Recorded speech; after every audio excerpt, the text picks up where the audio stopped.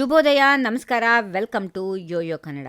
ಬೆಳಗಾವಿಯ ಸುವರ್ಣಸೌಧದ ಮೇಲ್ಮನೆಯ ಇವತ್ತು ನಡೆದ ಕಲಾಪ ಕೇವಲ ಗದ್ದಲಕ್ಕೆ ಮಾತ್ರವಲ್ಲ, ಸಖತ್ ಕಾಲೆಳೆಯುವ ಮತ್ತು ಹಾಸ್ಯಭರಿತ ಚರ್ಚೆಗಳಿಗೂ ಸಾಕ್ಷಿಯಾಯಿತು. ಮುಖ್ಯಮಂತ್ರಿ ಸಿದ್ದರಾಮಯ್ಯ ಅವರ ಕುರ್ಚಿ ಅಲಗಾಡುತ್ತಿದೆ ಅನ್ನೋ ವಿಪಕ್ಷಗಳ ಟೀಕೆಗೆ ಸಿದ್ದರಾಮಯ್ಯ ಅವರು ತಮ್ಮದೇ ಶೈಲಿಯಲ್ಲಿ ಟಾಂಗ್ ಕೊಟ್ಟಿದ್ದಾರೆ. ನನ್ನ ಕುರ್ಚಿ ಅಲಗಾಡ್ತಿಲ್ಲ, 2028ಕ್ಕೂ ನಾವೇ ಬರುತ್ತೇವೆ ಎನ್ನುವ ವಿಶ್ವಾಸವನ್ನ ವ್ಯಕ್ತಪಡಿಸಿದ ಸಿಎಂ ಚರ್ಚೆಯ ನಡುವೆ ವಿಪಕ್ಷ ನಾಯಕರಿಗೆ ಸಂಜೆ ಊಟದ ಆಹ್ವಾನ ನೀಡಿದ್ದಾರೆ. ಸದನದಲ್ಲಿ ನಡೆದ ಈ ಕುತೂಹಲಕಾರಿ ಸಂವಾದದ ಕಂಪ್ಲೀಟ್ ರಿಪೋರ್ಟ್ ಇಲ್ಲಿದೆ, ನೋಡೋಣ ಬನ್ನಿ.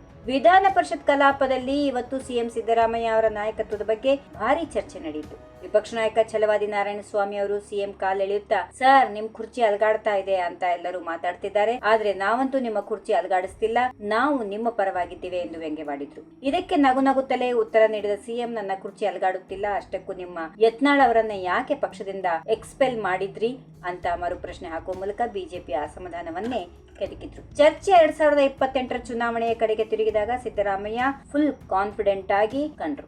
ಈಗಲೂ ನಾವೇ ಅಧಿಕಾರದಲ್ಲಿದ್ದೇವೆ, 2028ರಲ್ಲೂ ಗೆದ್ದು ನಾವೇ ಬರುತ್ತೇವೆ ಎಂದು ಗುಡುಗಿದ್ರು. ಇದಕ್ಕೆ ಬಿಜೆಪಿ ಸದಸ್ಯ ರವಿಕುಮಾರ್, ನಿಮಗೆ ಅಷ್ಟು ಧೈರ್ಯವಿದ್ರಿ ಈಗಲೇ ಚುನಾವಣೆಗೆ ಹೋಗೋಣ ಬನ್ನಿ ಅಂತ ಓಪನ್ ಚಾಲೆಂಜ್ ಹಾಕಿದ್ರು. ತಕ್ಷಣವೇ ಸಿದ್ದರಾಮಯ್ಯ, ನೀವು ಎಂದಾದ್ರೂ ಸ್ವಂತ ಬಲದ ಮೇಲೆ ಮೆಜಾರಿಟಿ ತೆಗೆದುಕೊಂಡಿದ್ದೀರಾ ಅಂತ ಕೇಳುವ ಮೂಲಕ ಬಿಜೆಪಿಯನ್ನ ಪೇಚಿಗೆ ಸಿಲುಕಿಸಿದ್ರು.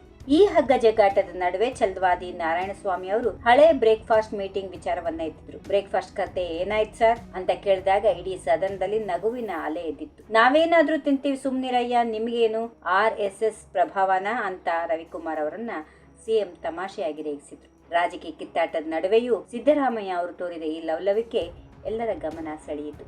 ಅಂತಿಮವಾಗಿ ಎಲ್ಲಾ ವಾದ ವಿವಾದಗಳಿಗೆ ಸಿಎಂ ಸೌಹಾರ್ದಯುತ ಅಂತ್ಯ ಹಾಡಿದ್ರು. ಸದ್ಯಕ್ಕೆ ಇವೆಲ್ಲ ಬಿಡಿ, ಸಂಜೆ ಬನ್ನಿ ಎಲ್ಲರೂ ಒಟ್ಟಾಗಿ ಕುಳಿತು ಊಟ ಮಾಡೋಣ ಅಂತ ವಿಪಕ್ಷ ನಾಯಕರಿಗೆ ಪ್ರೀತಿಯಿಂದ ಊಟಕ್ಕೆ ಆಹ್ವಾನ ನೀಡಿದ್ರು. ಆಡಳಿತ ಮತ್ತು ವಿರೋಧ ಪಕ್ಷದ ನಡುವೆ ಎಷ್ಟೇ ಭಿನ್ನಾಭಿಪ್ರಾಯಗಳಿದ್ರು ಸದನದಲ್ಲಿ ಈ ರೀತಿ ಸೌಹಾರ್ದತೆ ಕಂಡು ಬಂದದ್ದು ನಿಜಕ್ಕೂ ವಿಶೇಷವಾಗಿತ್ತು. If you like this video, ಬೇಗ ಲೈಕ್ ಮಾಡಿ, ಕಾಮೆಂಟ್ ಮಾಡಿ, ಶೇರ್ ಮಾಡಿ ಹಾಗೂ ಯೋಯೋ ಟಿವಿ ಕನ್ನಡವನ್ನು ಸಬ್ಸ್ಕ್ರೈಬ್ ಮಾಡಿ.